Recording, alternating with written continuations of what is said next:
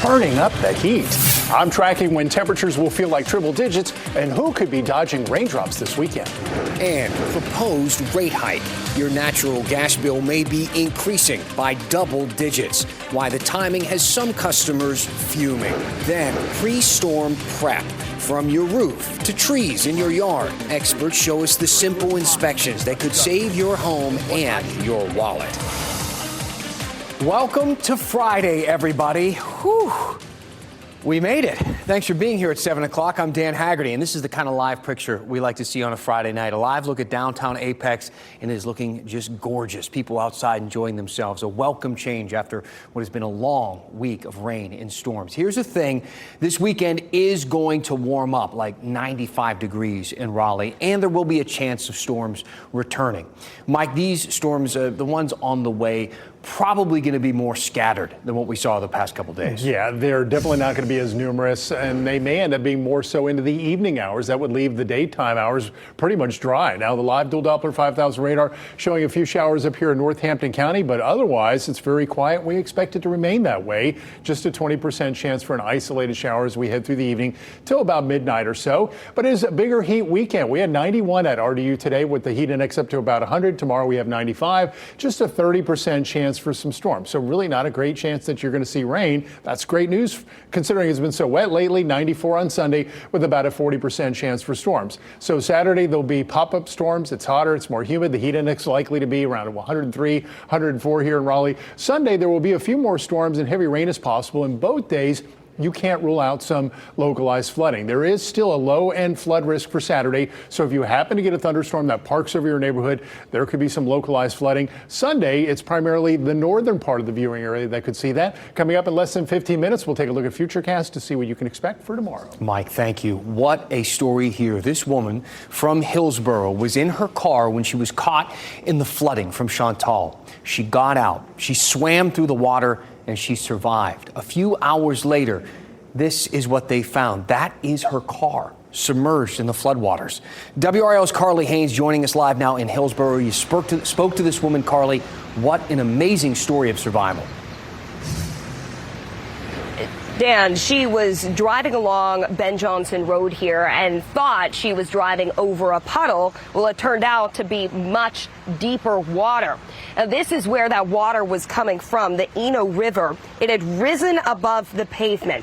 Darling said she rolled down her car window in case she'd need to escape, and that's when water rose fast and came rushing in over her head. The 72-year-old pushed herself out of her window. She went underwater and then surfaced to swim against the strong current. She fortunately ended up near an embankment where she found a home, and a woman so very kindly took her in. It was all one big river. Like you could not distinguish between the road and the river, the Eno River. It was all one big river all the way across. This all happened around 4:30 in the morning Monday when she was driving to a prayer service. Plus, people in the area, keep in mind, had no power, so it was extra dark at that time. And back out here live, we're still seeing a lot of trees and power lines that are in the Eno River from that storm. All of this was underwater at the time this woman was driving through, Dan. It really is remarkable, Carly, and we have seen, how many times have we seen a story like this end so in a horrible way? How did she survive in that water? What does she credit that to? She credits it to her ability to swim. First of all, she had the forethought to roll down her window in case she would need to escape. But that current was so strong, it is not easy to swim through that. So she really thinks that had she not known how to swim, this outcome could have been much different. A strong swimmer, a strong person. Carly, thank you. What an amazing story. Hey, let's roll you through some of the other headlines, the big headlines today. These are the 5 things you should know right now. Sky 5 flying over the scene in Raleigh here where a huge tree fell on a Tesla. This is on Fiesta Way, right near Woodmere Hills neighborhood. We still aren't sure what caused that tree to fall exactly. It is possible that the soil was just very saturated after all the rain and flooding this week. Trees often fall like this after several days of storms. But boy, this could have been bad. Neighbors told WRAL. Fortunately, no one was hurt. Big cleanup, though. Investigators identified the two men found dead in Jordan Lake. Daniel Garcia and Manuel Soto were fishing on Sunday when the storm rolled in. Their bodies were pulled from the water a couple days later. Both men were fathers and leave behind children. How tragic. The flood damage in Orange County will likely cost at least $16 million. That's what the county's emergency services director tells us here at WRAL. $10 million in damages to public infrastructure, $6 million in damages to residential buildings. Those are preliminary numbers, too, which means they could go up in the weeks ahead. Mebane is starting to get some of its water back. This is great news. The flooding from Chantal badly damaged their water treatment plant, and the town nearly ran out of drinking water. Tonight, the plant is now partially operational. Customers still need to ration their water usage until things are fully back to normal.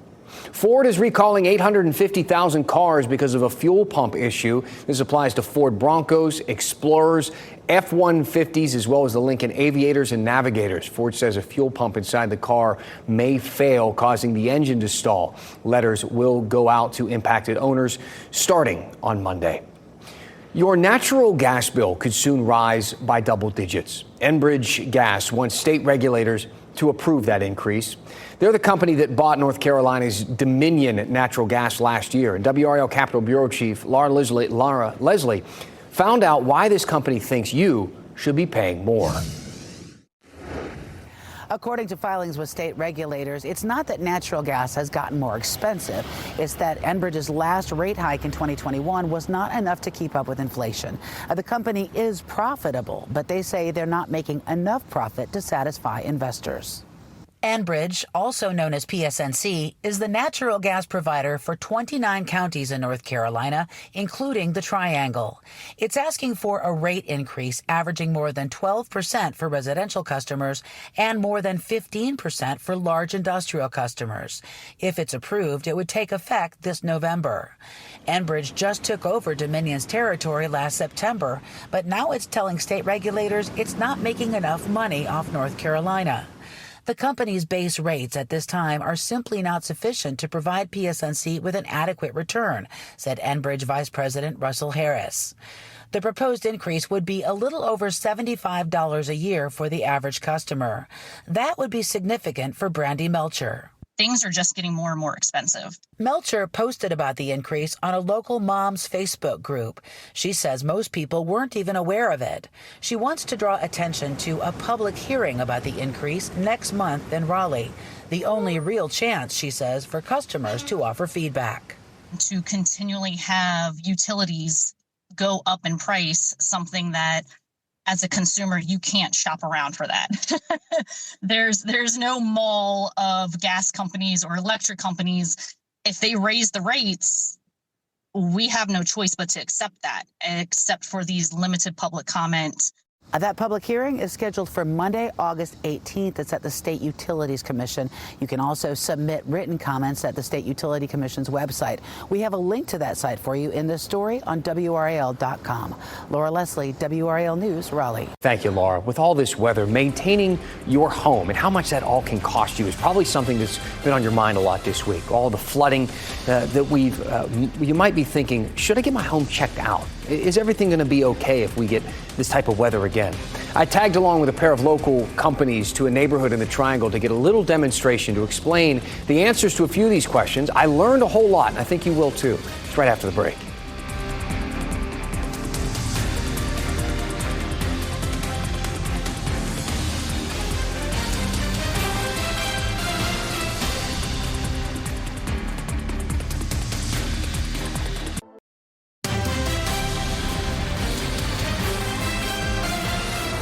Any home inspector will tell you it's worth getting your home checked out before there is a problem. That's not just them trying to make a buck. It's the truth. Paying a couple $100s to avoid damage that could cost you tens of thousands does seem worth it, right? Well, after all the flooding we have seen this week, it might have got you thinking about a few spots maybe around your home. A tree that has always made you a little nervous, might be dangerous. An area of your yard that pulls when it rains, maybe near the house. Or maybe you have some questions about your roof. I spoke with A&M Premier Roofing and JD Tree Pros. These are award-winning companies right here in the Triangle that work with folks in the Triangle. And they brought me along for a demonstration to explain the answers to a few of these questions. All right, well, hey, Stephen, great to have you with us. Yes, sir. I'm taking a look at the roof of the home here, and sure, I can see it, but I don't really know what to look for. Major damages, which is if shingles are blowing in the wind, or if the roof is missing shingles.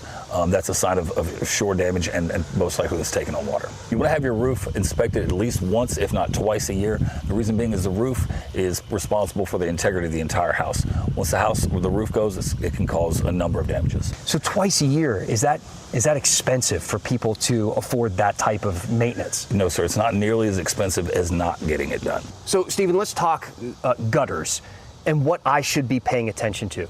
First thing is if your gutters are clogged, or if you see things growing out of your gutters, or you see that there's a lot of debris up there, that's a sure sign that you're going to have overflow when it rains. So basically, I should, when it's raining, come outside and take a look around, essentially. Yeah, so that's really the best way. You want to come outside, look at your gutters when it's raining to make sure you're getting proper water flow, and then it's not running over. Is it expensive to get better gutters if yours are too small, or you need to get the leaf guard on top? What's that cost people? Well, it depends on the home, on how much gutters you need, but I can tell you it's a lot cheaper than fixing the rot. What about inside the home? Are there things you can notice, like maybe a leak that is occurring or a smell or something like that? Yeah, so if you look at your ceiling, you'll see usually brown spots in the ceiling where water is pooled and sat there and it's starting to leak through the ceiling, the drywall. If that roof is 15, 20 years old and you're getting leaks, it could be that you have rotted deck boards, and I've seen roofs, the price of a roof increased $10,000, $15,000. So, as you know, most people in North Carolina don't have a basement, but they have one of these little crawl space under the house. When you are looking for any type of issues that might be coming from the roof, from drainage or anything, are there things you can notice in there? Well, for crawl space, you want often a very musty smell. Now, it's always going to have some sort of a smell, but if it's a strong musty odor, that's a sign of potential water damage. Also, in your floor in your home, if you got soft spots in your floor, that could be due to your crawl space. I feel like water and moisture is one of the biggest enemies to a homeowner. Absolutely, but there again, it can be relatively inexpensive to take care of a home for tens of years if you just get it inspected once a year. And like I said, it shouldn't cost more than a few $100s to have your home inspected.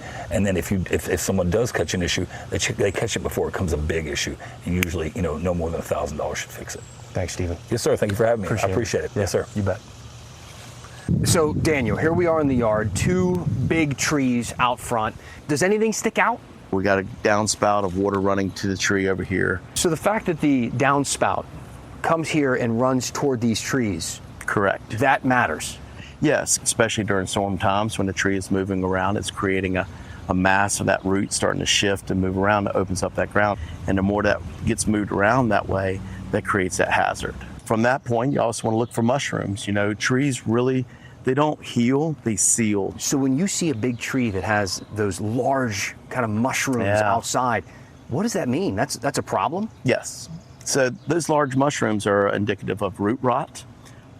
Can be also for structural at the base of the tree where it's becoming a dotier. The tree is, the wood's getting doty and not structurally strong anymore. Basically, these trees are looking good and healthy. I mean, you got a white oak and a post-white oak.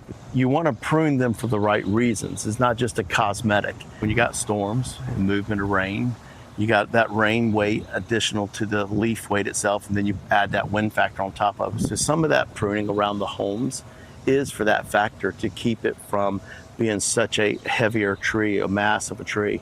Okay, on this situation, we have a large maturing white oak. A couple of things I would first inspect on this tree. One of the things I would do is look at this root system that you have that's girdling this base here. Basically like wrapping a rubber band around your finger. The other thing I would look for is any kind of bug infestation. You got a little area right here. You got some flux coming out. You got an ant colony, just showing that you didn't see that until you opened it up. And that ant colony itself is not necessarily dangerous to the tree. So that's another thing that I will look at is how many of those are taking place. So overall, this tree would have a good rating. This isn't a tree you would want to bring down, but it is one you would want to prune, you think? 100%. you get a nice, healthy oak tree like this, it does not need to be pruned every year. You may go 3 to 5 years between your prunes on a nice, healthy white oak. You look at a range of anywhere from 800 to probably 2,000, somewhere in there per tree of a tree this size. Yeah. So, all right, Daniel, thank you. You're welcome. Good stuff, man. Appreciate your time, for sure. The maintenance can be expensive, but it's something people need to work into their lives, especially as this weather continues to change, get more intense. And again, this is just one piece of the story and this week's episode of On the Record. We're going to talk about how floodplains are expanding, the tools that are out there that can make sure that you stay on top of severe weather. This week's episode airs tomorrow at 7 p.m. Mike May's joining us now. Very good information. It was very helpful just sitting there and talking to some of those experts, because there are questions that you have that you wonder sometimes, man, do I have to just pay some guy to come out here and walk me around and tell me what else I have to pay for? So we wanted to give people some info. Fortunately, we have a dry night to discuss it. Very nice. Only about a 20% chance for shower. There are a couple of them popping up, but nice to have some dry weather after the soaking rains we saw last night and the night before, and of course with what we saw in Chantel on Sunday. Over toward Princeville and Tarboro, and isolated showers popping up. We have a little isolated shower in Northampton County. We'll see these from time to time through the evening hours, maybe till about midnight or so, and then a small chance for rain tomorrow. And bigger heat. It was 91 at RDU today, 95 tomorrow, feeling like 103. This is here in the Raleigh area. If you're watching from our southern counties like Clinton, that tends to have a higher dew point value. Your heat index value could be creeping 106, 107, 108 tomorrow and Sunday, 94 on Sunday, feeling like 104, maybe feeling like 106 on Monday, upper 80s for highs Tuesday and Wednesday, and Monday, Tuesday, and Wednesday feature greater rain chances. So we get a bit of a break this weekend. They'll be isolated for the day tomorrow, widely scattered on Sunday, and the high resolution models that I've looked at for both Saturday and Sunday really indicate more coverage into the evening than during the daylight hours. So we may get through daytime hours with no rain, and you'll be able to go outside and get on the pontoon boat, or maybe do some golfing, maybe do some fishing. Hopefully we'll end up with dry weather those days. 60% chance for storms on Monday. 89 right now at RDU. The dew point 72. It's very warm. It's very humid. Feeling like 102 in Clinton right now. Feeling like 97 at RDU. 95 at Rocky Mount. 91 over in Roxborough. So let's talk about tomorrow. We'll begin the day with mostly sunny skies. If you have yard work to do, maybe taking the boat out to the lake, things look pretty good. You'll have a dry start, a very bright start. It'll warm up quickly. By lunchtime, we could end up being in the low 90s, and with the humidity being high, dew points in the 70s tomorrow, the heat index will probably be in the 100-degree range already. But notice by 3 o'clock, very little activity. Isolated showers showing up there in Harnett County. By 5 o'clock, very little going on. But notice going into the evening hours, there's greater coverage. 8 o'clock, showing some showers and storms in the northern counties, southern counties as well. By the time we get to about 11 o'clock, still a few scattered showers and storms. And by 2 a.m., when the model comes to an end, a little bit of activity is left. And if we were to look at Sunday, Sunday's pretty much showing the same thing, with very little activity during the day, greater coverage into the evening. Our forecast into the evening, an isolated shower or storm cannot be ruled out. Low to mid 70s for the lows, 74 in Raleigh, 75 Fayetteville, 73 at Rocky Mount. Heading out early, anything outdoors should be dry, 75 by 7 o'clock, 80 at 9 a.m., 11 a.m. we're up to about 88. An hour by hour tomorrow will be a hotter day than today, and it will be humid too. Lunchtime about 91, 95 at 2 and 3 o'clock. Late in the day and into the evening, few showers, perhaps some thunderstorms. By the time we get to 8 o'clock tomorrow night, about 83. And our forecast highs across the area tomorrow will be in the lower to mid 90s, 94 South Hill, 95 in Raleigh, 96 in Fayetteville. 7-day forecast. Again, we get a bit of a reprieve from the widespread showers and storms over the weekend. A couple of good days to dry out. 93 on Monday, a 60% chance for storms. And every day next week, Dan, features the chance for rain, but not the searing heat Tuesday, Wednesday, and Thursday. With all this heat and all this rain, you know what we need after a week like this, Mike? What's that? A little Christmas in July. There you go. Your Friday moment of nostalgia, right after the break.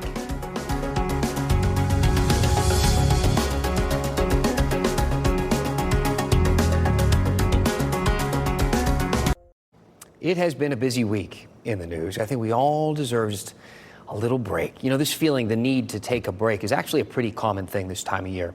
It's where we celebrate Christmas in July. It's where it came from. This is a real thing. There's actually a Christmas in July bar crawl in Raleigh a little later this month.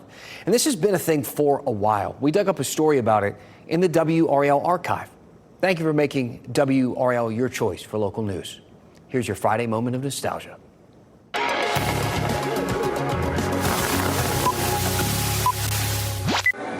You can definitely feel it's summer. In fact, temperatures climbed above a sweaty 100 degrees. It's a scorching week in July, and that's why Sharon Scheider's home almost seems like a mirage. Because Sharon has had enough of these dog days of summer, she's trying to make it feel like winter. This is our way of beating the heat. We just decided that 100 degrees was a little much for July and too many days of it. So we decided to cool off and have some good Yule spirit. Scheider thought if it looked like Christmas, maybe it could feel like it too. So she brought out the Christmas trees, decorations, even hats and scarves to get in the Yuletide spirit. But when her friends got the Christmas in July invite, they thought Sharon had gone crazy. Maybe it's too early and maybe it's too late, but whatever the reason, let's celebrate. I've cookies baked and presents galore, and I've been sale shopping in just about every store.